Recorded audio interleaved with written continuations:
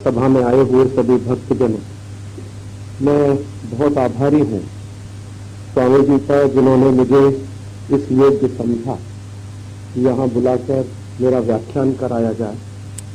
स्वामी जी के सभी शिष्यों का बहुत आभारी हूँ जिन्होंने मुझे संपर्क किया और बहुत शीघ्रता में और बहुत जल्दी में ये कार्यक्रम बन सका। मैं बहुत दिन से खुद भी स्वामी जी के दर्शन करना चाहता था। उनकी लिखी हुई कई पुस्तकें मैंने पढ़ी, उनके बारे में मैंने बहुत बार सुना है दूसरे लोगों से। तो आज मुझे सौभाग्य मिला कि मैं यहाँ आ सका और उनके दर्शन हुए और आपसे अपनी बात कह भी सका। मैं और मेरे बहुत सारे साथी पिछले कई वर्षों से इसी तरह के एक कार्य में लगे हैं जिस तरह का कार्य स्वामी जी ने अपने हाथ में उठा रखा। भारतीय संस्कृति का जो पतन हो रहा है और भारतीय संस्कृति में जो मूल्य रहे हैं उनमें जो गिरावट आती जा रही है पिछले कई वर्षों से, उसको बचाने के कार्य में हम लोग लगे हुए हैं पिछले कई वर्षों से। भारतीय संस्कृति और सभ्यता के ऊपर पिछले 1000 वर्षों में बहुत तरह के विदेशी आक्रमण हुए। कई बार ऐसे विदेशी आक्रमण हुए हैं जब विदेशी आक्रांता या विदेशी आक्रमणकारी सीधे भारत में आए। उन्होंने भारत की संपत्ति को लूटा, यहाँ के मंदिरों का नाश किया, यहाँ के देवालयों का नाश किया, यहाँ की व्यवस्थाओं को तोड़ा, यहाँ के लोगों को गुलाम बनाया, यहाँ के लोगों को मार पीट कर अपने साथ ले गए। ऐसे बहुत सारे आक्रमणकारी हिंदुस्तान में आए हैं। 10वीं शताब्दी में महमूद गजनबी आया, सोमनाथ का मंदिर तोड़ा, उसके बाद दूसरी बार आया, तीसरी बार आया, 17 बार लगातार महमूद गजनबी आता रहा और एक सोमनाथ के मंदिर को तोड़ता रहा और संपत्ति को लूटता रहा। महमूद गजनबी की मृत्यु के बाद ऐसे बहुत सारे आक्रमणकारी आए, उन्होंने भी भारत को इसी तरह से तोड़ने का काम किया, इसी तरह से उसको बर्बाद करने का काम किया। 15वीं-16वीं शताब्दी तक ये मुस्लिम आक्रमणकारियों का ज्यादा आक्रमण होता रहा भारत के ऊपर और उसके बाद यूरोप के आक्रमणकारियों का भयंकर तरीके से आक्रमण हुआ भारत के ऊपर। यूरोप की तरफ से जो सबसे पहला आक्रमणकारी भारत में आया वो वास्को डी गामा था 1498 में।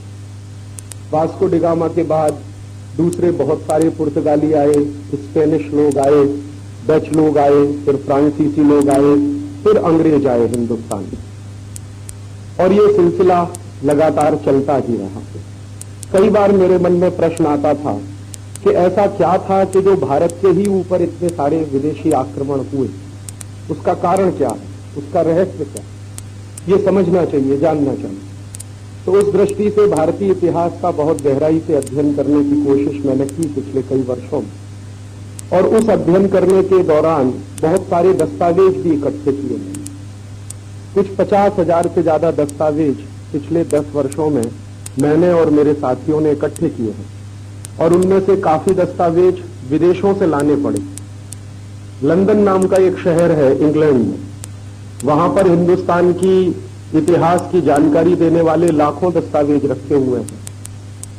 लंदन में एक हाउस ऑफ कॉमन्स है, वहां की लोकसभा है।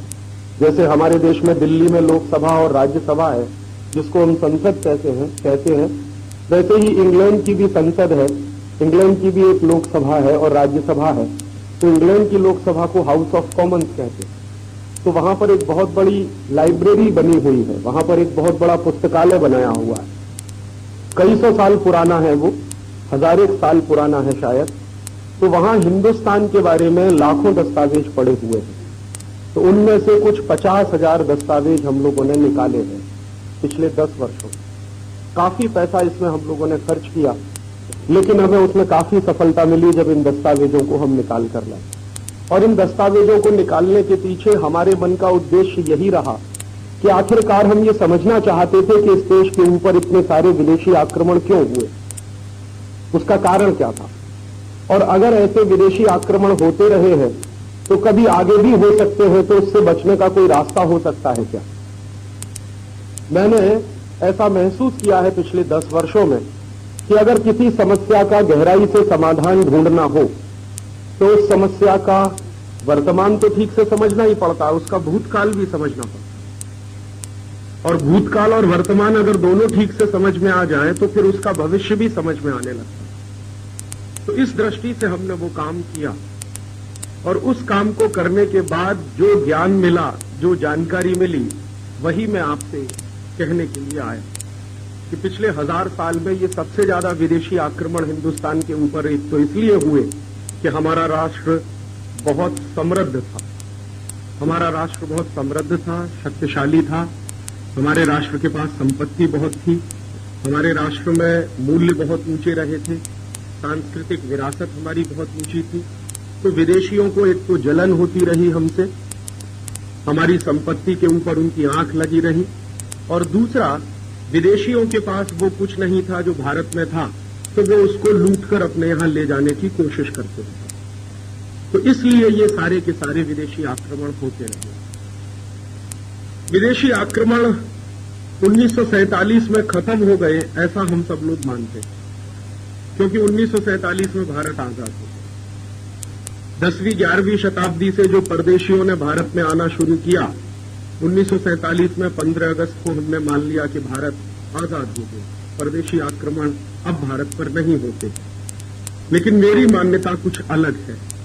परदेशी आक्रमण आज भी हो रहे हैं, उनका स्वरूप बदल गया। पहले विदेशी आक्रमण सीधे सीमाओं पर होता था।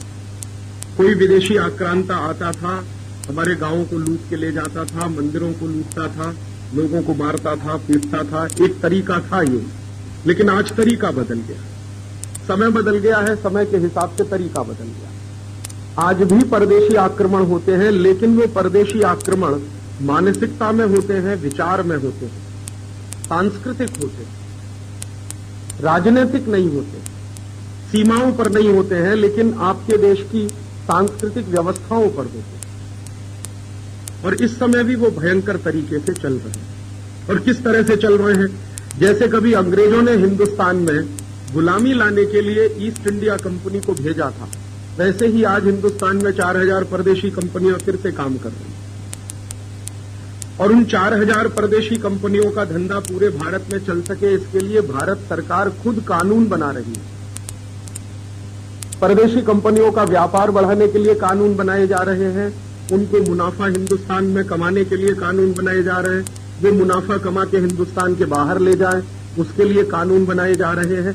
ऐसे बहुत सारे नियम कायदे कानून इस देश में बनाए जा रहे हैं। और इसी के साथ साथ जो बची हुई भारतीय संस्कृति है, उसको बर्बाद करने के लिए भी कानून बनाए जा रहे हैं।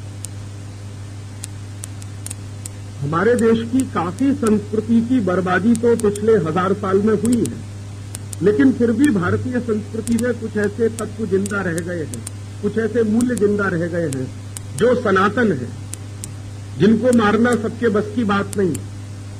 लेकिन उन सनातन मूल्यों को भी हमेशा हमेशा के लिए खत्म कर दिया जाए और एक भारतीय समाज को ऐसा बना दिया जाए जो पूरी तरह से परदेशी संस्कृति आधारित हो जाए, उसकी कोशिश आज भी चल रही है। पहले जो काम कोई विदेशी आक्रमण करके करता था, अब वो काम कानून बनाकर किया जाता है। बस इतना फर्क हो गया। जैसे मान लीजिए कोई विदेशी राजा को हिंदुस्तान के करोड़ों लोगों को मारना है, तो वो आएगा और सीधे मार देगा। लेकिन आज किसी विदेशी कंपनी को हिंदुस्तान के लाखों लोगों को मारना हो, तो वो विदेशी कंपनी क्या करेगी? पहले हिंदुस्तान में कोई एक कारखाना लगाएगी, कारखाना लगाकर उसमें कोई ऐसी जहरीली गैस का उत्पादन करेगी, और एक दिन अचानक से उस जहरीली गैस का टैंकर फट जाएगा, और उस जहरीली गैस के निकलने के कारण हजारों लाखों लोग मर जाएंगे। ऐसा हुआ था भोपाल में 1984 के साथ। एक अमेरिकी कंपनी आई, उसका नाम है यूनियन कार्बाइड। उसने अपना एक कारखाना चलाया, उस कारखाने में जहरीली गैस बनती थी। एक दिन उन्होंने कहा कि जहरीली गैस जिसमें रखी जाती थी वो टैंकर फट गया और उसमें हजारों लोग, 10,000 लोग एक ही रात में मर गए और 5 लाख लोग बुरी तरह से प्रभावित हुए। तो अगर कोई विदेशी राजा आता और उन 10,000 लोगों को सीधे मारता, वो एक तरीका था। उन्होंने राजा को नहीं भेजकर अपनी एक कंपनी को भेज दिया और उस कंपनी ने 10,000 लोगों को मार दिया। बात तो वही हुई ना। तो पहले सरकार ने एक कानून बना दिया, कंपनी का कारखाना चलवा दिया उस कानून के आधार पर, बाद में उस कारखाने में घोटाला हो गया, टैंकर फट गया और उसके बाद 1000 लोग 10,000 लोग मर गए। तो ये तरीके बदल गए हैं। मारना पहले भी था, आज भी वो मारते हैं। तो इस तरह के तरीकों को अगर हम समझ सकेंगे कि ये हो क्या रहा है हमारे देश में, तो शायद भविष्य में इनसे बाहर निकलने का रास्ता भी खोज सकें। तो मेरी अपनी ऐसी मान्यता है, पिछले 10 वर्षों में जो समझ बनी है मेरी, कि अब जो कुछ होता है वो कानून बनाकर होता है। जैसे पहले आपकी कोई जेब काटेगा तो आप कहेंगे मेरी जेब कट रही है।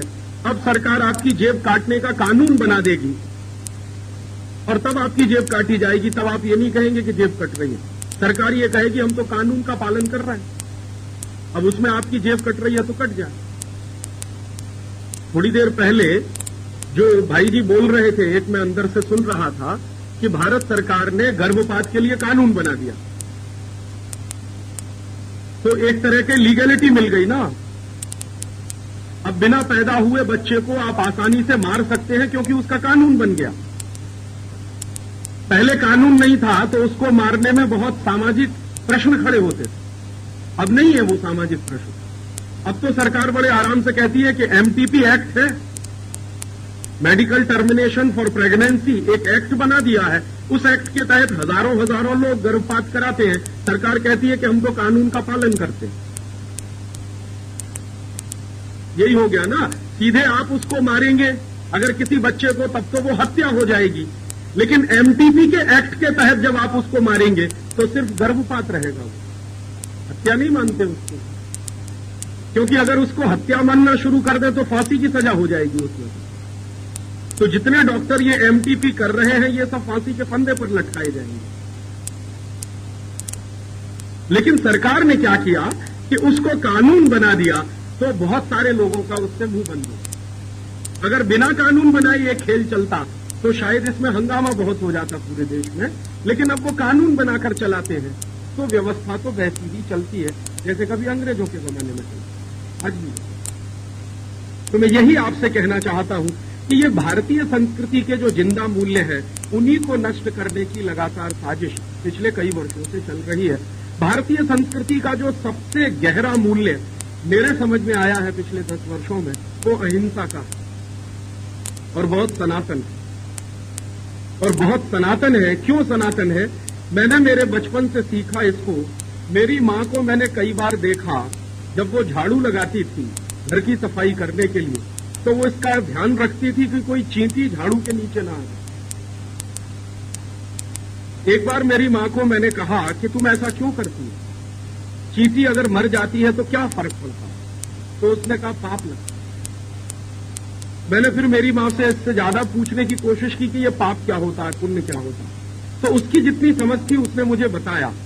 लेकिन आज मेरी समझ जो बनी है तो कुछ इस तरह की है कि चींटी को हम इसलिए नहीं मारते कि पाप लगता है। उससे भी गहरी एक दूसरी बात है।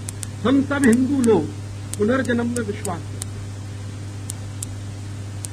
मैंने हिंदुस्तान पूरा देखा और हिंदुस्तान में रहने वाले जो भी लोग हैं, जो भारतीय संस्कृति को मानते हैं, जो सनातनता में विश्वास करते हैं, मैंने उनसे एक ही बात पूछी है कि आप मुझे कोई एक ऐसा मूल्य बताओ जो कहीं विदेश में माना नहीं जाता। तो जो पढ़े लिखे लोग हैं, जो समझते हैं विदेश को और भारत को, वो कहते हैं कि राजीव भाई, पुनर्जन्म किसी दूसरे देश में नहीं माना जाता। अमेरिका में और यूरोप में पुनर्जन्म नहीं मानते। माने ये क्रिश्चियनिटी और इस्लाम में पुनर्जन्म की कल्पना नहीं है। ये जो क्रिश्चियन धर्म है और ये जो इस्लाम धर्म है, इन दोनों धर्मों में पुनर्जन्म की कोई कल्पना नहीं है। दुनिया में एक ही धर्म है, हिंदू धर्म, जिसमें पुनर्जन्म की कल्पना, और एक जन्म की नहीं, करोड़ों जन्म की कल्पना। तो हम चूंकि पुनर्जन्म की कल्पना में विश्वास करते हैं, इसका अर्थ क्या हुआ? इसका अर्थ यह हुआ कि हमें मालूम है कि आज हम मनुष्य हैं, कल चींटी भी हो सकते हैं, परसों बिल्ली भी हो सकते हैं, सांप भी हो सकते हैं, केचुआ भी हो सकते हैं, कुछ भी हो सकते हैं। ईश्वर ने हमको ये मनुष्य जन्म दिया, हमारा सद्भाग्य। लेकिन योनियां तो बहुत सारी हैं, करोड़ों योनियां हैं। हमें उनमें से किसी दूसरे में भी जन्म मिल सकता है। तो हो सकता है पुनर्जन्म में हम कभी चींटी रहे हो, या अगले जन्म में हम चींटी हो जाएं। तो अभी हमने अगर चींटी को मारा तो अपने किसी भाईबंध को ही तो मार दिया। वो किसी जन्म में मनुष्य भी हो सकती थी ना। आज वो चींटी है, कभी किसी जन्म में मनुष्य हो सकती थी। या आज वो चींटी है, अगले जन्म में वो कुछ और हो जाएगी। आज हम मनुष्य हैं, अगले जन्म में हम चींटी हो जाएंगे। इसका माने चींटी का हमारा कुछ नजदीकी रिश्ता है और वो पुनर्जन्म से जुड़ता। तो इसलिए हमने मान लिया कि चींटी को नहीं मारना, उससे हिंसा हो जाएगी, पाप हो जाएगा। और वो पाप क्या हो जाएगा कि हमने अपनी ही जैसी आत्मा की हिंसा करी। और हम तो ये मानने वाले हैं ना कि चींटी में भी आत्मा है, हम में भी आत्मा है। आत्मा दोनों की बराबर जैसी है, शरीर दोनों का अलग हो सकता है। भगवान तो हर जगह यही कहते हैं कि आत्मा सब में एक जैसी है, तो उसमें भी आत्मा है, हम में भी आत्मा है। सब में अगर आत्मा है तो हम तो किसी को मार नहीं सकते, सब हमारे सहकर्मी हो सकते हैं। और शायद हम किसी को मार नहीं सकते, इसलिए हिंदुस्तान के इस हिंदू धर्म में जीव जगत के कल्याण की बात कही है, सिर्फ मनुष्य जगत के कल्याण की बात नहीं, पूरा जीव जगत का कल्याण है। हम कहते हैं ना जीव जगत का कल्याण हो, मेरे सिर्फ अकेले का नहीं, चींटी का भी कल्याण हो, हाथी का भी कल्याण हो, शेर का भी कल्याण हो, सर्प का भी कल्याण हो, कछुए का भी हो जाए। तो जीव जगत में जितने हजारों लाखों करोड़ों प्राणी हैं सबका कल्याण हो, क्योंकि सब हमारे ही जैसे हैं। तो सबका कल्याण हो, सब हमारे ही जैसे हैं, तो हम तो किसी की हिंसा नहीं कर सकते, हम तो किसी को मार नहीं सकते। इसलिए ये अहिंसा का तत्व भारतीय संस्कृति में सबसे प्रधान तत्व है। यूरोप में ऐसा नहीं, अमेरिका में ऐसा नहीं। मैंने यूरोप भी देखा है, अमेरिका भी देखा, 2-3 वर्ष में रहा भी हो वहां। मैंने वहां के लोगों को भयंकर हिंसा करते हुए देखा, क्योंकि उनके मन में इस बात की कोई कल्पना नहीं है कि तुमको ये जन्म मिला है तो अगला जन्म भी मिलने वाला है। यहां जो धर्म सिखाया जाता है, जैसे इस्लाम और क्रिश्चियनिटी, उन दोनों धर्मों में उनको ये सिखाया जाता है कि कल्याण हो मनुष्य जगत का, जीव जगत का नहीं। और उसकी व्यवस्था में मनुष्य को प्रधान माना जाता है, बाकी जीव जगत उसमें गौण हो जाता।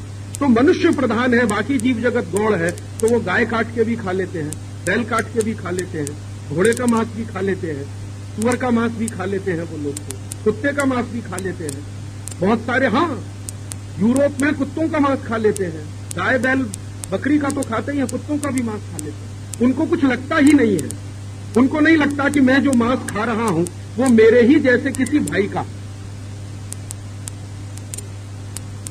परेशान मत होइए, वो आपको कोई नुकसान नहीं करेगा। संस्कृति का दर्शन है और यूरोप की संस्कृति का दर्शन है, इसमें बड़ा भारी फर्क है और यही फर्क हमको समझना चाहिए। अब इस फर्क को मैंने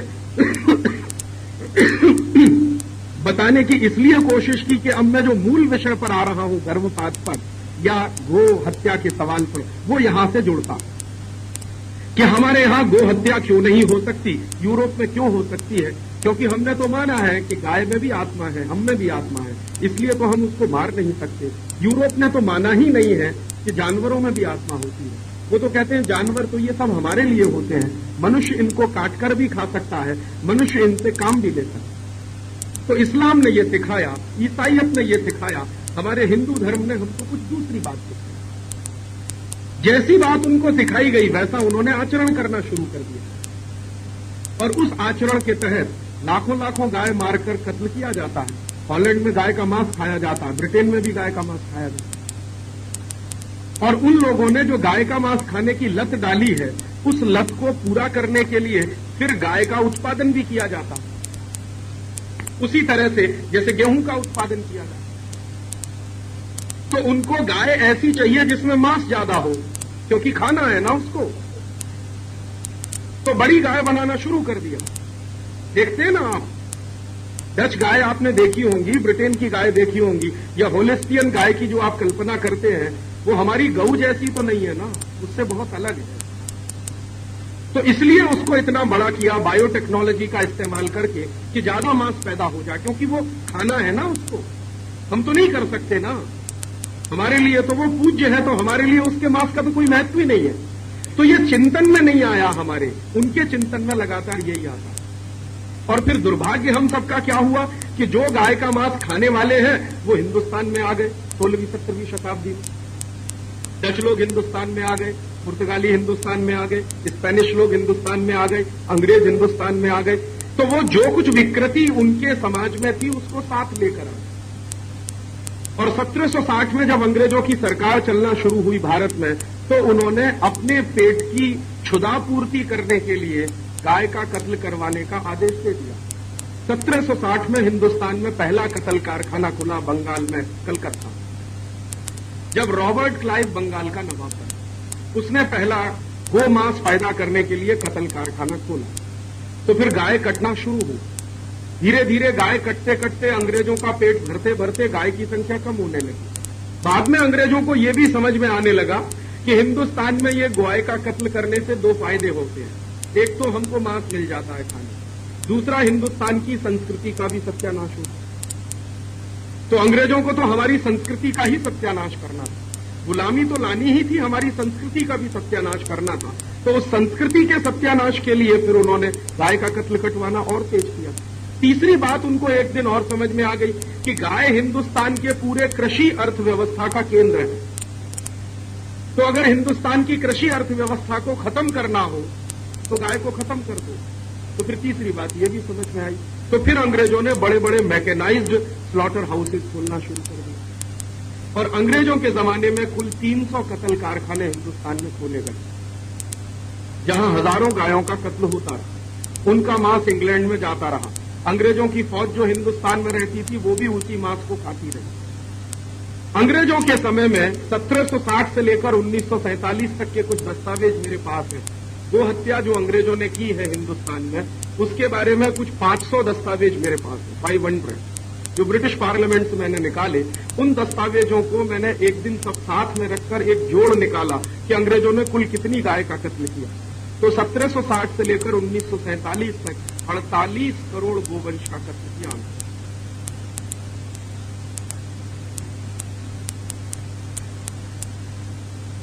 कैसी प्रजा हो सकती है अंग्रेजों की, उसका ये एक नमूना। वो 48 करोड़ गोवंश का कत्ल उन्होंने कर दिया। वो 48 करोड़ का गोवंश अगर जिंदा होता, कभी आप कल्पना करिए, तो आज गाय की संख्या हिंदुस्तान में मनुष्यों की संख्या से ज्यादा होती, और ज्यादा नहीं होती तो कम से कम मनुष्यों की संख्या के बराबर तो होती। हम 100 करोड़ लोग हैं तो 100 करोड़ गाय होती इस देश में कम से कम, और 100 करोड़ लोग 100 करोड़ गाय होती तो हिंदुस्तान में बहुत कुछ गरीबी और बेकारी का प्रश्न हल हो गया होता।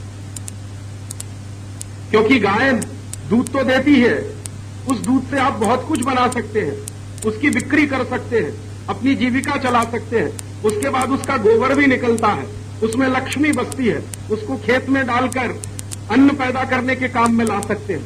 जो गोमूत्र निकलता है उसमें कई तरह के ऐसे अच्छे से अच्छे रासायनिक तत्व विद्यमान हैं जिनसे आप सैकड़ों किस्म की दवाएं बना सकते हैं। वो खेती के भी काम आ सकती है, मनुष्य के भी काम आ सकती है। 108 तरह की दवाएं तो मैंने खुद बनाकर प्रयोग करके देखी जो मनुष्य के काम आती है। अच्छी से अच्छी, गहरी से गहरी बीमारियां दूर होती है। डायबिटीज नाम की बीमारी किसी भी एलोपैथी के डॉक्टर के बस में नहीं है कि वो ठीक कर सके, लेकिन गोमूत्र में शक्ति है कि कितनी ही खतरनाक डायबिटीज हो, ठीक हो जाती है 3 महीने में, 4 महीने। अर्थराइटिस की बीमारी एलोपैथी के किसी डॉक्टर के पास उसका कोई इलाज नहीं है। गोलियां देकर आपको थोड़ी देर के लिए दर्द बंद करा देगा, लेकिन जब जाड़ा आएगा फिर दर्द शुरू हो जाएगा। गोमूत्र में इतनी शक्ति है कि अर्थराइटिस को हमेशा के लिए खत्म कर देगा। ऐसी जो सबसे खतरनाक बीमारियां मानी जाती हैं जिनका इलाज एलोपैथी में भी नहीं है, वो गोमूत्र में है। तो गाय तो सब तरह का आर्थिक व्यवस्थापन चलाने का केंद्र बिंदु रहा है इस देश में हजारों साल से, सनातन वर्ष से। उसको खत्म जब किया अंग्रेजों ने तो भारतीय अर्थव्यवस्था का केंद्र बिंदु तोड़ दिया अंग्रेजों ने। बाद में मुझे ऐसा लगता था कि 1947 में तो ठीक है, अंग्रेज चले गए तो फिर अंग्रेजों की नीतियां भी चली जाती इस देश में। महात्मा गांधी कहते ही थे कि अंग्रेज चले जाएंगे तो शायद अंग्रेजियत भी चली जाएगी इस देश में, लेकिन ऐसा नहीं हुआ, उल्टा हो गया। अंग्रेज तो चले गए लेकिन अपनी औलादें छोड़कर गए, और अंग्रेजों की औलादों ने ही शासन किया पिछले 50 साल में। ये जो शासन करने वाले लोग हैं इनको मैं अंग्रेजों की औलाद कहता हूं, ये काले अंग्रेज हैं।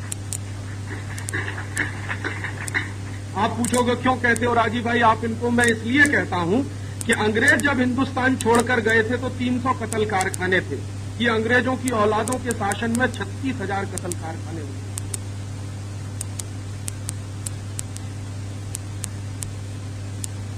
और रोज एक सरकारी फरमान आता है, कोई एक नया कत्ल कारखाना खुल जाता है रोज। पिछले 50 साल में आजादी के बाद 300 से बढ़कर कत्ल कारखानों की संख्या 36,000 हो गई और उनमें करीब 3,500 कत्ल कारखाने तो इतने बड़े हैं जहां एक एक दिन में 5,000 से लेकर 10,000 पशु कटते हैं एक। तो करोड़ों गोवंश का सत्यानाश तो अंग्रेजों की सरकार ने किया, अब उससे ज्यादा करोड़ों का सत्यानाश भारत की सरकारें करती। और कभी कभी मैं इन नेताओं से मिलता हूं और पूछता हूं कि तुम सबकी बुद्धि भ्रष्ट हुई है क्या? तो वो एक ही जवाब देते हैं कि राजीव भाई हम क्या करें, हमको तो विदेशी पूंजी चाहिए, डॉलर चाहिए, और डॉलर इस देश में अभी भगवान हो गया। जिस देश में पूंजी को तुच्छ माना जाता था, माया माना जाता था, और माया को दूर रखना चाहिए, माया में फंसना नहीं चाहिए, आज हमारी पूरी सरकार उसी माया में फंसी हुई है। डॉलर लाओ, डॉलर लाओ, डॉलर लाओ। हिंदुस्तान में पिछले 50 साल में श्रीमान लाल बहादुर शास्त्री को छोड़कर जितनी सरकारें बनी हैं वो सब डॉलर लाओ अभियान चलाने वाली सरकारें। तो डॉलर कैसे आएगा? तो उसका उन्होंने एक रास्ता खोज रखा है कि ज्यादा से ज्यादा मांस का हम निर्यात करें तो डॉलर आएगा। तो लाखों टन मांस का निर्यात करने के लिए हजारों कत्ल कारखाने खोल रखते हैं। तो गोवंश का भी कत्ल कराते हैं उसमें और बाकी जीव जंतुओं का भी कत्ल कराते हैं। अलग अलग देशों में मांस का निर्यात किया जाता है। ये मुस्लिम देश है जिनको अरब देश बोलते हैं, वहां लाखों टन मांस का निर्यात होता है। यूरोप के देशों में हर साल लाखों टन मांस का निर्यात होता है। अलग अलग देशों की जरूरत के हिसाब से सरकार निर्यात करती है। और भारत सरकार ने इस साल एक नई योजना फिर सबके सामने रखी है कि अभी तक हिंदुस्तान में करीब 1 लाख टन मांस का निर्यात करने की बात चलती थी, अब वो कहते हैं कि हम 2 साल में इसको 1.5 लाख टन करेंगे। माने मांस का निर्यात हम बढ़ाते चले जाएंगे ताकि हिंदुस्तान के पशु जगत की हत्या होती चली जाए। इन छोटी बुद्धि के नेताओं को ये नहीं समझ में आता कि ये पशु जिंदा नहीं रहेंगे तो हम जिंदा नहीं। बिना पशु के आदमी का जीवन संभव नहीं, कम से कम भारतीय समाज में तो संभव नहीं। लेकिन अब क्या करें, अंग्रेजों का जो बीज था वो इन नेताओं में पड़ गया और उसी अंग्रेजों की नीति पर आज इस देश के नेता चल रहे हैं। ये सबसे बड़ी दुखद बात है कि अंग्रेजों की सरकार के चले जाने के बाद भी हिंदुस्तान में गो हत्या रोकने के लिए हमें आंदोलन चलाना पड़ा। अंग्रेज थे, गो हत्या होती थी, तब आंदोलन चलता था, बात समझ में आती थी कि वो परदेशी थे। लेकिन अब तो हमारे ही अपने लोग हैं जो सरकार चलाते हैं और उनके राज्य में गो हत्या होती है और उसको रोकने के लिए आंदोलन चलाना पड़ता है। इससे बड़े शर्म की बात क्या होगी? तो ऐसा तंत्र उन्होंने बना रखा और ये सब कुछ कानून के आधार पर होता है। गोवंश का कत्ल भी कानून के आधार पर बना दिया है, बाकी का कत्ल भी कानून के आधार पर बना दिया। मैं बहुत बार जाता हूं देवनार कत्ल कारखाने में और वहां वैसे कानून तो यह है कि गाय का कत्ल नहीं हो सकता क्योंकि महाराष्ट्र सरकार ने ऐसा एक कानून बना रखा। लेकिन मैं देखता हूं कि गाय का कत्ल भी होता है। तो उस कानून के बारे में बहुत बारीकी से मैंने अध्ययन किया तो उसमें एक लूप होल है कि जो गरीब माने जो बीमार गाय है उसका कत्ल हो सकता। उस कानून में उन्होंने सिर्फ इतना डाला है कि स्वस्थ गाय का कत्ल नहीं हो सकता। तो इसका माने बीमार गाय का तो कत्ल हो ही सकता है। अब ये कौन तय करेगा वहां बैठकर कि ये गाय बीमार है और ये स्वस्थ? तो मैं गया एक दिन देवनार कत्ल कारखाने में, मैंने पूछा कि यहाँ कौन तय करता है कि कौन सी गाय बीमार है कौन सी स्वस्थ है? तो उसने कहा साहब यहाँ एक डॉक्टर है। तो मैं उस डॉक्टर के पास गया, मैंने कहा तुम कैसे तय करते हो कि ये गाय बीमार है ये गाय स्वस्थ है? उसने कहा सच्ची बात बताऊं राजीव भाई? मैंने कहा सच्ची बात बताओ, प्रीति बात बताओ। उसने कहा मुझे भी मजबूरी में ये सब करना पड़ता है, मुझको घूस मिलती है ये बताने के लिए कि ये गाय बीमार है। तो वो घूस लेके रिश्वत लेके अच्छी खासी स्वस्थ गाय को बीमार होने का सर्टिफिकेट दे देता है तो गाय कटने के लिए चली जाती। और कैसे करते हैं वो? कई बार अगर अच्छी खासी स्वस्थ गाय अगर चेकिंग करने के लिए कोई आ जाए, इंस्पेक्शन करने के लिए आ जाए और अच्छी खासी स्वस्थ गाय खड़ी हुई है तो उसका हाथ पैर तोड़ देते हैं ताकि वो बीमार दिखने लगे। तो इंस्पेक्शन करने वाला उसको जो है सर्टिफिकेट देके चला जाता है कि ठीक है। ये यहां भी होता है और दूसरे कत्ल कारखानों में। तो मैंने थोड़ी देर पहले आपको बताया कि पहले आपको बर्बाद करने के लिए सीधे आक्रमण होता था, अब आपको बर्बाद करने के लिए सीधे आक्रमण नहीं होता, कानून बनाते हैं, फिर कानून सब काम कराता है।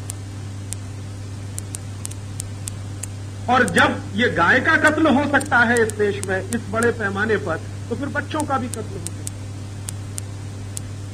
तो इसी के लिए ये एमटीपी एक्ट आ गया है, मेडिकल टर्मिनेशन फॉर प्रेगनेंसी। ये यूरोप में चलता था, medical termination for pregnancy act, Europe के देशों में, अमेरिका में भी चलता था। अमेरिका में गर्भपात करने वालों की संख्या सबसे ज्यादा पूरी दुनिया, यूरोप में, इंग्लैंड में, जर्मनी में, फ्रांस में भी सबसे ज्यादा। उसका कारण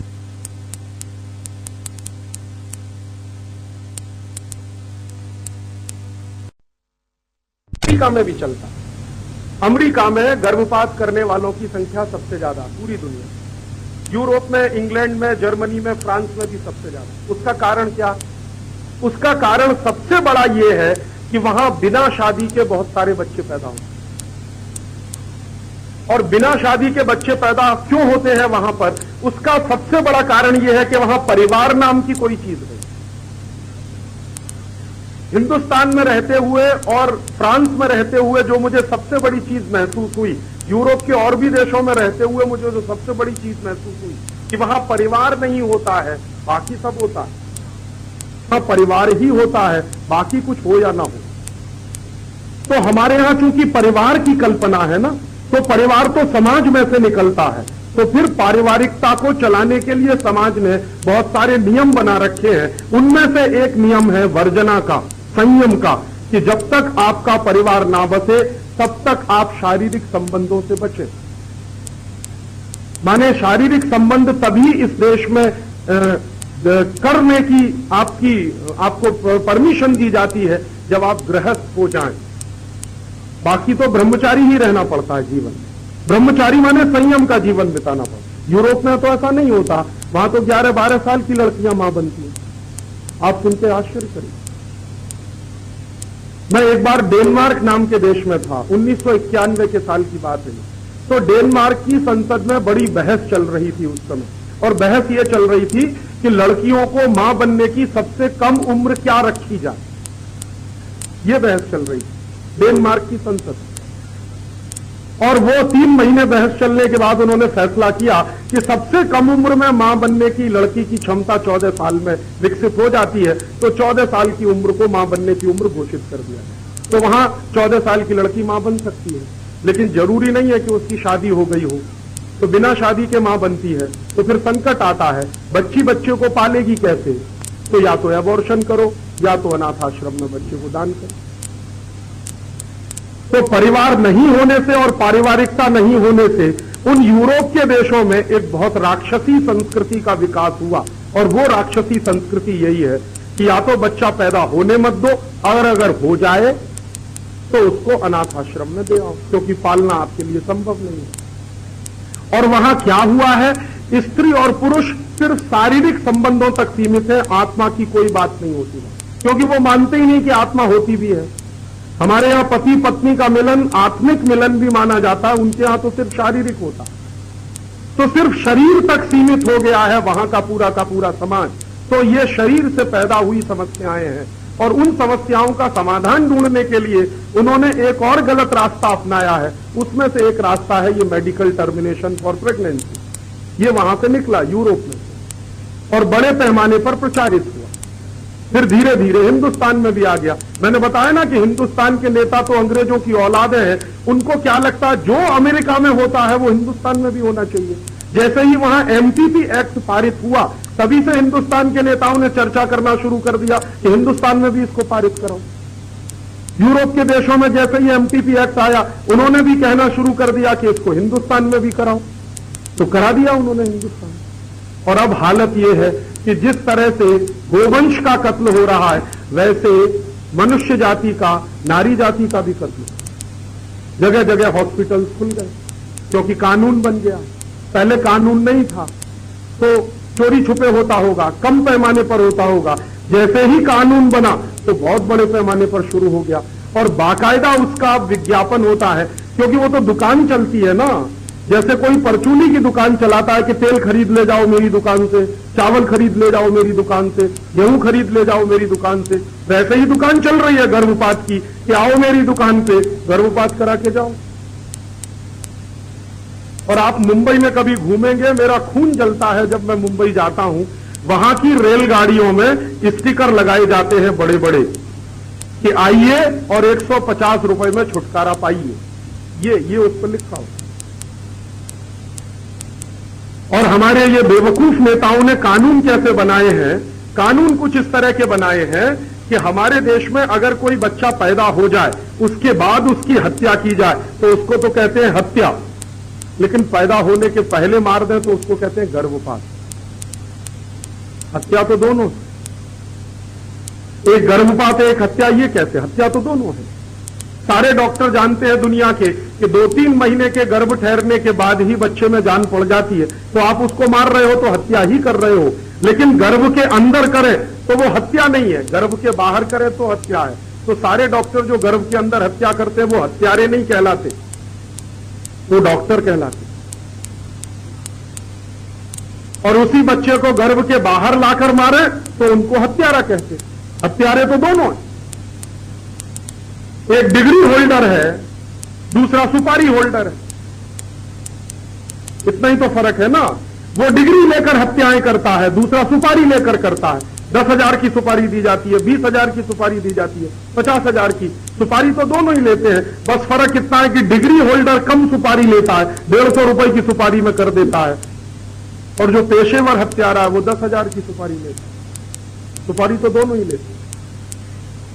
और हम भी कुछ ऐसे बेवकूफ हो गए हैं कि जो डिग्री होल्डर है उनको अपने समाज में बहुत सम्मानित करते हैं, प्रतिष्ठित करते हैं, उनको मालाएं पहनाते हैं। देखो कितने बड़े डॉक्टर साहब हैं, राक्षस नहीं कहते उनको, डॉक्टर साहब कहते हैं। वो तो राक्षस से भी गए बीते। रावण भी था तो उसकी कुछ नीतियां थी,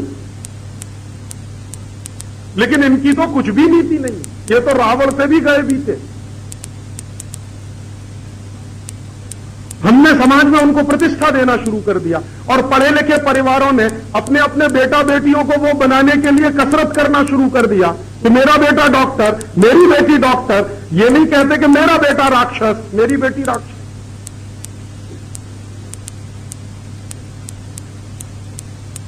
और शादी ब्याह होगा तो पहली चॉइस है डॉक्टर मिले तो राक्षस ले आओ घर में। यही व्यवस्था चली ना, तो वो जो अंग्रेजों का बीज है हमारे भी दिमाग में घुस गया थोड़ा बहुत, और ये पढ़े लिखे हिंदुस्तानी के दिमाग में बहुत घुस, तो इससे उसकी प्रतिष्ठा बनती चली गई है। प्रतिष्ठा बनती चली गई है तो समाज उस पर उंगली नहीं उठाता। और एक ऐसा बड़ा भारी किचन बन चुका है, एक ऐसा बड़ा भारी षड्यंत्र जैसा बन चुका है कि हिंदुस्तान में ये एक बड़े पैमाने पर चलाओ, दो बड़े, और इन दोनों चीजों को कराने से गो हत्या होती रहे, जीव हत्या होती रहे, बच्चों की हत्या होती रहे, माने क्या है, हिंसा बढ़ती रहे। और जितनी जितनी हिंसा बढ़ती जाएगी तो उतनी उतनी अहिंसा के सिद्धांत से हम दूरी बनाते चले जाएंगे। और एक दिन अगर अहिंसा का सिद्धांत ही हमने छोड़ दिया तो भारतीय संस्कृति का तो सत्यानाश हो ही गया। फिर इस्लामी संस्कृति और भारतीय संस्कृति में क्या फर्क है? फिर इस्लामी के साथ साथ क्रिश्चियन संस्कृति और भारतीय संस्कृति में क्या फर्क? यही तो फर्क है जो सबसे बड़ा है कि हम अहिंसा में मानते हैं, वो हिंसा में मानते हैं। हम जीव जगत के कल्याण की बात करते हैं, वो सिर्फ मनुष्य जगत के कल्याण की बात करते हैं। तो षड्यंत्र क्या है? षड्यंत्र ये है कि इस भारतीय संस्कृति का सत्यानाश करो, इसका खात्मा करो। और ये षड्यंत्र 1000 साल से चल रहा है। महमूद गजनवी ने एक तरीके से चलाया, अंग्रेजों ने इसको दूसरे तरीके से चलाया, और अब हमारी सरकार इसको एक तीसरे तरीके से चलाए। और अगर हमको यह समझ में आ जाए कि यह षड्यंत्र किन किन तरीकों से चलाया जा रहा है, तब इससे लड़ने की बात भी समझ में आने लगी। तो सबसे बड़ी बात जो समझ में आ रही है कि यह भारतीय संस्कृति को बर्बाद करने के लिए किया जाने वाला षड्यंत्र है। उनका इंटरेस्ट क्या है भारतीय संस्कृति को बर्बाद करने का? वो चाहते हैं कि पूरी दुनिया ईसाई हो जाए। अभी 2 साल पहले पोप ने एक भाषण दिया था श्रीलंका में, तो उसमें उसने कहा कि 21वीं शताब्दी में हमारा सपना है कि सारी दुनिया में ईसाइयत का झंडा फहराया जाए। ये उनका सपना है। तो उसी सपने के आधार पर वो काम करते, उसी सपने के आधार पर वो सारी प्लानिंग करते। तो अगर उनकी ये कल्पना है और उनका सपना है कि पूरी दुनिया में ईसाइयत का झंडा फहराया जाए, तो इसका माने बिल्कुल स्पष्ट है कि ईसाइयत के अलावा दूसरी कोई संस्कृति बचे नहीं पूरी दुनिया। और अगर है दूसरी संस्कृतियां तो उनको नाश करो, उनका सत्यानाश करो। तो उसके लिए तरह तरह के तरीके अपनाओ। उनमें से ये कुछ तरीके अपनाए जा रहे हैं। ये गो हत्या नहीं हो रही है, भारतीय संस्कृति की हत्या हो। शिशु हत्या नहीं हो रही है, भारतीय संस्कृति की हत्या हो। तब अब हमको ये करना पड़ेगा, समझना पड़ेगा कि अब इससे बचने का उपाय क्या, इससे बाहर निकलने का उपाय क्या। मैंने आपको बताया कि ये जितने काम हो रहे हैं सब कानून बनाकर हो रहे हैं, तो हमको पूरी ताकत लगानी पड़ेगी इन कानूनों को बदलवाने के लिए। मान लीजिए एमटीपी एक्ट बना है तो ये रद्द होना चाहिए, हमें इसकी कोई जरूरत नहीं, भारतीय समाज में इसकी कोई जरूरत नहीं। और हम हमारे नौजवानों को समझा लेंगे कि वो संयम से रहेंगे। जरूरत ही नहीं पड़ेगी किसी को मेडिकल टर्मिनेशन कराने की। नौजवान हमारा संयम से रहना सीख जाएगा तो जरूरत क्या पड़ेगी हमको गर्भपात कराने की। इसलिए हमको कानून की जरूरत नहीं है। ये कानून की जरूरत यूरोप के लोगों को है, अमेरिका के लोगों को है, तो उनको बनाने दो। जरूरी नहीं है कि हम जो वो करेंगे हम वही करेंगे। हम तो उनके नकलची बंदर नहीं बनने वाले। तो हमको इस कानून की जरूरत नहीं, ये बात हमको कहनी पड़ेगी। और जहां भी बड़ी ताकत के साथ हम ये बात कहने की कोशिश कर सकेंगे तो शायद इसमें से बचकर निकलने का रास्ता निकलेगा। मैं ये काम करने जा रहा हूं 2-3 महीने के बाद। मैं सुप्रीम कोर्ट में एक बहुत बड़ा मुकदमा करने जा रहा हूं भारत सरकार के खिलाफ।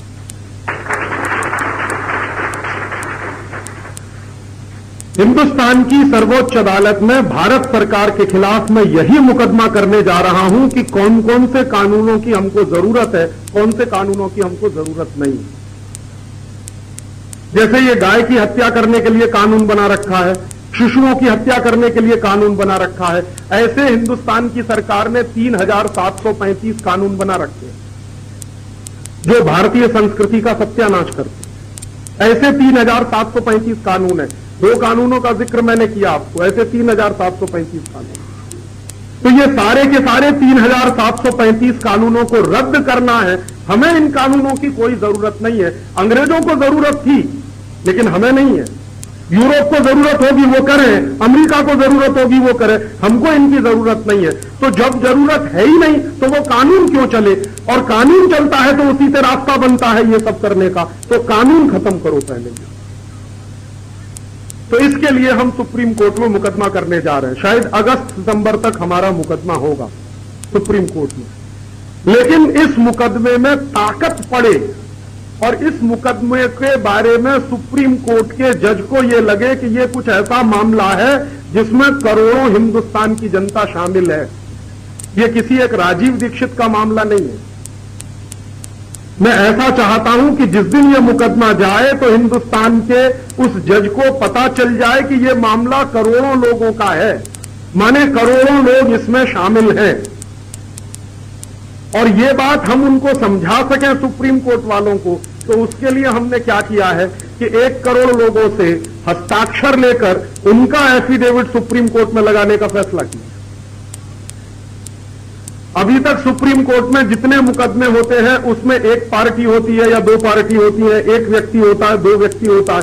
हम हिंदुस्तान के 1 करोड़ लोगों की तरफ से यह मुकदमा करने वाले। मैं अकेले भी कर सकता हूं, यह अधिकार मुझको है। हमारे देश के संविधान की व्यवस्था के अनुसार उसमें एक आर्टिकल नंबर 32 है जो मुझको व्यक्तिगत रूप से भी अधिकार देता है कि मैं भारत सरकार के खिलाफ यह केस कर सकता हूं। लेकिन मैंने सोचा कि मैं अकेले क्यों करूं, क्योंकि मेरे अकेले का मामला नहीं है, करोड़ों लोगों का मामला। और मैं अकेले गया तो जज इसको रद्द भी कर देगा। तो मैंने सोचा कि नहीं, मैं अकेले नहीं जाऊंगा, 1 करोड़ लोगों की तरफ से यह मुकदमे को लेकर। तो हिंदुस्तान के 1 करोड़ लोगों से आजकल हम हस्ताक्षर ले रहे हैं। अभी तक 30 लाख लोगों ने हमको हस्ताक्षर दे दिए, 70 लाख और दे देंगे अगले जुलाई अगस्त में। और जैसे ही 1 करोड़ की संख्या होगी वैसे ही हम वो मुकदमा करेंगे। और उस मुकदमे में जितनी ताकत बन पड़ेगी हम ये सिद्ध करेंगे कि कानून आदमी के लिए है, आदमी कानून के लिए नहीं। तुम कोई भी कानून बनाओगे तो पहले हमसे पूछकर, हमारी जरूरत है कि नहीं है, तभी तो कानून बनेगा ना। सरकार अपने मन से कैसे तय कर सकती है कि हमारे मन में जो आएगा वो कानून हम बनाएंगे? क्योंकि सरकार तो नौकर है हमारी, हम तो मालिक है सरकार की। सरकार तो हमारे वोट पर चुनी जाती है ना, तो नौकर है वो तो हमारे। नौकर मालिक से बिना पूछे कोई काम कर सकता है? तो ये सरकार बिना हमसे पूछे कैसे काम करेगी? तो इस आधार पर, और हम जितने कानून हैं उनके बारे में सिद्ध करेंगे कि ये सारे के सारे कानून राष्ट्र विरोधी कानून है, भारतीय संस्कृति विरोधी कानून है, भारतीय जनता के रास्ते में रोड़े अटकाने वाले कानून है। हमारे देश का जो लॉ है, नेचुरल जस्टिस का जो प्राकृतिक नियम और प्राकृतिक न्याय का सिद्धांत है, उसके खिलाफ ये सारे के सारे कानून है। और ये बात अगर हम सिद्ध कर सके सुप्रीम कोर्ट में, तो फिर सुप्रीम कोर्ट इनमें से कई कानूनों को रद्द करने के बारे में गंभीरता से सोचेगा। और ये कानून अगर एक एक तरह से रद्द होते चले जाएं, तो रास्ता फिर थोड़ा थोड़ा खुलता चला जाएगा। ये लड़ाई का एक हिस्सा, पूरी लड़ाई ये नहीं है, लड़ाई का ये एक हिस्सा है। तो कानून को हटा लेंगे वहां से, लेकिन मानसिकता में जो बैठ गया है उसको भी हटाना पड़ेगा। हिंदुस्तान के पढ़े लिखे लोगों की मानसिकता में जो ये बैठ गई है ना चीज, कई साल के कानून बनने के बाद, इस मानसिकता में से भी इसको हटाना पड़ेगा। तो उसके लिए बड़े पैमाने पर हिंदुस्तान की जनता का जागरण करना होगा, हिंदुस्तान की जनता में चेतना लाने का काम करना होगा कि ये जो कुछ किया जा रहा है वो क्यों किया जा रहा है। नहीं तो कई बार क्या होता है कि हम कोई काम करने की कोशिश करेंगे, जनता का ही एक वर्ग खड़ा होकर कहेगा कि आप साहब ये क्यों करते हैं, इससे हमारी रोजी रोटी खत्म होगी। ये सब डॉक्टर हमारे खिलाफ चले जाएंगे कोर्ट में और कहेंगे आप तो हमारी दुकान बंद करा देंगे, दुकान बंद होगी तो हमारी जीविका कैसे चलेगी, जीविका नहीं चलेगी तो हमारा मौलिक अधिकार खत्म होगा। तो सुप्रीम कोर्ट में एक दूसरा मुकदमा लेके हमारे विरोधी आ जाएंगे। तो वो ऐसा ना कर सके, इसके लिए जनता में बड़े पैमाने पर जन जागरण करना होगा, ये दूसरा काम है। अब उस जन जागरण के लिए हमको प्रवक्ता चाहिए जो गांव गांव जा सके, गली गली जा सके, मोहल्ले मोहल्ले जा सके, लोगों को ये बात समझा सके। तो इसके लिए हम लोगों ने कुछ प्रवक्ताओं को तैयार करना शुरू किया है, लेकिन प्रवक्ता तैयार होने में समय लगता है। तो मैंने उसके लिए एक दूसरा रास्ता अपनाया, मैंने कुछ कैसेट बनाई है और वो कैसेट का लाखों की संख्या में प्रचार हो रहा है पूरे देश में, जन जागरण की स्थिति। और वो कैसेट का लाखों की संख्या के बाद करोड़ों की संख्या में जब प्रचार होना शुरू होगा, मैं मानता हूं कि हिंदुस्तान में 100 करोड़ लोग रहते, तो 100 करोड़ लोगों में से अगर 10 करोड़ लोगों ने वो बात सुन लिया, तो कम से कम वो और 10-10 को सुना देंगे, बता देंगे। अगर एक व्यक्ति ने सुना तो वो कम से कम 10 व्यक्ति को बताएगा। तो मान लीजिए 10 करोड़ कैसेट पूरे देश में फैल गई, तो हिंदुस्तान के 100 करोड़ लोगों के कान तक ये बात पहुंच जाएगी कि हम क्या करने वाले हैं या हम क्या करना चाहते हैं। तो उसमें से क्या होगा कि हमारे विरोधियों की संख्या कुछ कम हो जाएगी, और हमारे विरोधियों की संख्या कम हो जाएगी तो हमारे रास्ते की अड़चनें कुछ कम हो जाएंगी। ये लड़ाई का दूसरा हिस्सा। और एक लड़ाई का फिर तीसरा हिस्सा है कि एक बार ये कानून रद्द हुए और एक बार जनता में चेतना निर्माण हुई, तो तीसरी ताकत हमें इस बात के लिए लगानी पड़ेगी कि भविष्य में कोई इस तरह का कानून ना बनने पाए। माने भविष्य में कोई भी सरकार ऐसी कोशिश ना करे कि इस तरह का कोई कानून दोबारा से बन सके। माने तब क्या होगा, समाज की शक्ति को, धर्म की शक्ति को, माने धर्म की सत्ता को, समाज की सत्ता को राज्य की सत्ता से ऊपर ले जाना पड़ेगा। माने राज्य सत्ता पर कंट्रोल या तो समाज सत्ता करेगी या तो धर्म सत्ता करेगी। आज क्या हो गया है, राज्य सत्ता धर्म सत्ता से ऊपर आ गई है, राज्य सत्ता समाज सत्ता से ऊपर आ गई है। तो ये राज्य सत्ता को धर्म सत्ता के नीचे लाना है, वही उसकी जगह है। हमारे यहां धर्म सत्ता प्रमुख होती है, नीचे समाज सत्ता होती है, राज्य सत्ता तो उससे भी नीचे होती है। तो भारतीयता की जो संस्कृति रही है उसी के हिसाब से इस सत्ता को नीचे लाना। तो अब आपसे एक आखिरी निवेदन, क्योंकि मेरा समय पूरा हो गया, कि आप पूछेंगे हम इसमें क्या कर सके। आप इस पूरे काम में जितनी शक्ति से मदद कर सके करिए। सबसे बड़ी मदद आप क्या कर सकते हैं जो सबसे आसान है, मैंने कहा कि हमको हिंदुस्तान के करोड़ों लोगों तक ये संदेश पहुंचाना। तो करोड़ों लोगों तक संदेश पहुंचाने के लिए एक राजीव दीक्षित काफी नहीं, ऐसे हमको 1000 राजीव दीक्षित बनाने। तो उनको बनाने की प्रक्रिया चल रही है। ऐसे मैंने अभी तक 18 प्रवक्ता बनाए मेरे जैसे, वो पूरे देश में घूम रहे हैं। गांव गांव घूम रहे हैं, प्रचार कर रहे हैं। धीरे धीरे उनकी संख्या और बढ़ रही है। तमिल में, तेलुगु में, कन्नड़ में, मलयालम में, दक्षिण की सारी भाषाओं में बात करने वाले प्रवक्ता तैयार हो गए। उत्तर की भाषा में बात करने वाले, पश्चिम भारत की भाषा में, गुजराती में, मराठी में बात करने वाले प्रवक्ता तैयार हो रहे हैं। तो एक तो प्रवक्ता तैयार करने, तो आप में से कभी भी किसी को लगे जो थोड़ा भी अच्छा बोलना जानता हो, जो बोल सकता हो किसी भी बात को अच्छे तरीके से, तो आप जरूर हमसे संपर्क करिए। तो हम क्या करते हैं, वक्ता बनाने के लिए शिविर लगाते हैं। हर साल में हम 3-4 ऐसे शिविर लगाते हैं, 15-15 दिन के। तो इस बात को प्रभावशाली तरीके से जनता को कैसे समझाया, तो एक तो आप इसमें मदद करिए। आपके आजू बाजू कोई अच्छा वक्ता मिल जाए, अच्छा प्रवक्ता मिल जाए, उसको आप हमारे साथ तक मिला दीजिए, हमसे संपर्क करा दीजिए। दूसरा, आप क्या हमारी मदद कर सकते हैं, मैंने आपसे कहा कि हमने कैसेट्स बनाई है। वो कैसेट का जितने बड़े पैमाने पर प्रचार आप करने में मदद कर दें, उतनी जल्दी ये काम संभव होगा, क्योंकि कैसेट से बात जितनी जल्दी पहुंचेगी शायद वक्ताओं के माध्यम से भी नहीं पहुंचेगी। मैं कुछ कैसेट्स अपने साथ लेके आया हूं, वहां बाहर स्टॉल पे रखी है। अगर आप उसको लेकर जाएं, अपने गली में, अपने मोहल्ले में, अपने गांव में ज्यादा से ज्यादा लोगों को सुनाएं, ज्यादा से ज्यादा लोगों को ये सब बातें बताएं, तो बहुत बड़े पैमाने पर यह वैचारिक क्रांति का दौर शुरू होगा।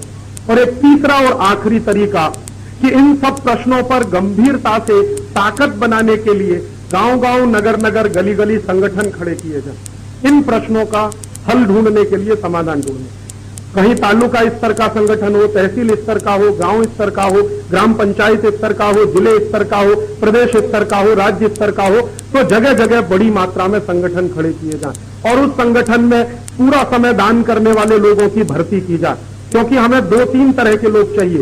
एक तो ऐसे जो 24 घंटे यही काम करें, कुछ ऐसे भी लोग मिलेंगे जो जीवन में अपने बहुत सारे काम करेंगे, थोड़ा सा 2-3 घंटे का ये काम भी करेंगे। तो कुछ अल्प समयदानी और कुछ पूर्ण समयदानी हमको लोग चाहिए।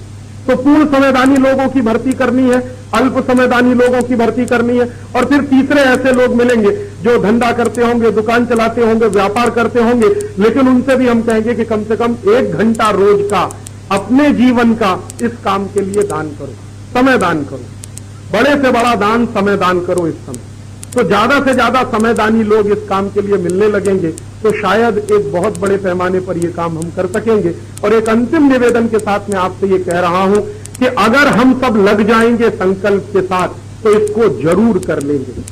हिंदुस्तान की जनता में ऐसी संकल्प शक्ति है कि 200 साल, 250 साल की अंग्रेजों की गुलामी को उखाड़ के फेंक दिया इसी जनता ने। तो 200-250 साल की अंग्रेजों की गुलामी को उखाड़ कर फेंक दिया और अंग्रेजों की सरकार चली गई और ईस्ट इंडिया कंपनी भी चली गई, तो आज की ये जो गुलामी है इसको भी उखाड़ के फेंका जा सकता है। और मेरी ऐसी मान्यता है कि भारतीय समाज और भारतीय जमीन, भारतीय धरती या भूमि कभी वीर विहीन नहीं रही। जब जरूरत पड़ी है तो भगवान कृष्ण आते ही रहे हैं, जब जरूरत पड़ी है तो वीर लोग पैदा होते ही रहे हैं। माहौल बनेगा पूरे देश में तो फिर इसमें से क्रांतिकारी निकलेंगे और वो क्रांतिकारी इस देश में वो सब कर देंगे जो अधूरा किया हुआ काम है या अधूरा पड़ा हुआ काम। तो मुझे 200% आत्मविश्वास है कि ये काम हम करके रहेंगे। हो सकता है थोड़ा समय लग जाए क्योंकि भारतीय समाज बहुत बड़ा समाज है और हमारी न्याय की पद्धति भी अंग्रेजों द्वारा बनाई हुई है जिसमें जल्दी न्याय नहीं मिलता, सालों साल लग जाते हैं, मामला ऐसे ही चलता रहता है। लेकिन इतना विश्वास जरूर है अपनी मेधा पर, अपनी शक्ति पर, अपने संकल्प पर कि हम इसको कर डालेंगे अगर लोगों का सहयोग और लोगों का साथ हमको मिले। तो यही अपेक्षा लेकर मैं आपके बीच आया था। स्वामी जी का आशीर्वाद चाहिए, अगर उनका आशीर्वाद मिलेगा तो जरूर ये काम बहुत तीव्र गति से आगे बढ़ेगा, ऐसा मुझे विश्वास है। बहुत धन्यवाद, बहुत आभार। मैं